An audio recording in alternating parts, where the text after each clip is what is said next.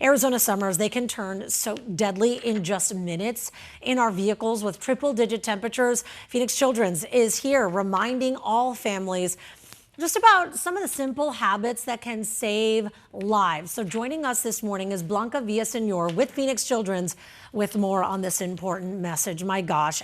And the main takeaway will be, and we'll reiterate this many times, is always look before you leave. Okay, so we'll come back around to that. But the first thing I want to talk about is how hot it really does get inside vehicles, because I don't think people realize we have so many people who've just moved here, right? And so they might think, okay, maybe I'll leave the car running, or maybe it can't be that warm. It gets scorching. All right. I mean, and we might get used to the heat, but it's always very important to think about on a day with 100 degrees or more, inside of the temperature can get really, really hot. Sometimes even reaching up to 140 degrees inside of the car.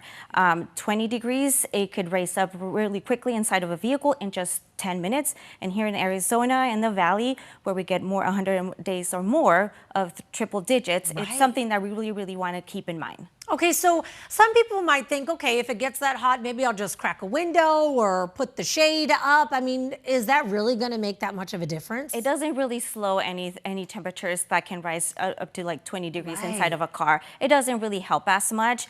Even in direct sunlight or parking under a shade or turning on the AC, a lot of new vehicles now, what they do is for security purposes, the AC will turn off when there's no movement in the car. So that is not a very reliable thing to do. Exactly. I know some people, and sadly we've covered that here, who thought that was the case, and then tragedy sadly happened. And so a lot of these cases we've talked about have involved people from all ages. I mean, we just talked about that man who's 36 years old, but who is most at risk of sadly dying from heat inside of a hot car? It could be anything, but children also are most at risk, and that's because especially younger kids, they might be sleeping in the back seat of the car when there's a change of routine in the family. Let's say, for example, if dad is the one who's dropping off the kids at school, but there's a change of routine, especially during the summer now that kids are out of school. I know the first day out of school for my kids, it was very chaotic. It took us about a week to kind of get used to it, to that new routine.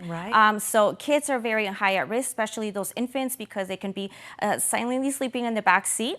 Yeah, I mean, that exactly. Unfortunately, most of the time when we do talk about these cases, it is the toddlers, it is the young babies who are in the back who've fallen asleep. And it struck every, kind of family from every walk of life. This is not just, something where people can be like, that's never going to happen to me. That's happened to people. Not at all, not at all. And that's a big misconception that can say when we hear those sad stories in the news, it's like probably parents were not paying attention, but it can happen to a very loving and caring family. Absolutely. So then what is the best way for parents and caregivers to kind of get ahead of this and make sure they never forget about a child in the back seat? So make it a habit to always look in the back seat, always look before you lock. That's kind of like a very catchy phrase that it's kind of keeps us keep us in mind to always make it a habit. If you see that there's going to be a change in routine, kind of plan ahead, talk to caregivers, to daycare administrators, anything like that. Come up with the plan beforehand. Look before you lock. I really like that one here. I've also started you put your purse in the back seat, something like that. Something even your phone, put it back there, because you always are going to go for your phone, and that is going to kind of just be an extra reminder for you if you need it. Don't leave a kid or a pet either in the hot car. And we've had instances where that has tragically happened, and then people, maybe they're walking by and they see a child or a pet in distress in the back seat or in the front seat. What should we do if we happen to see that? Definitely call 911.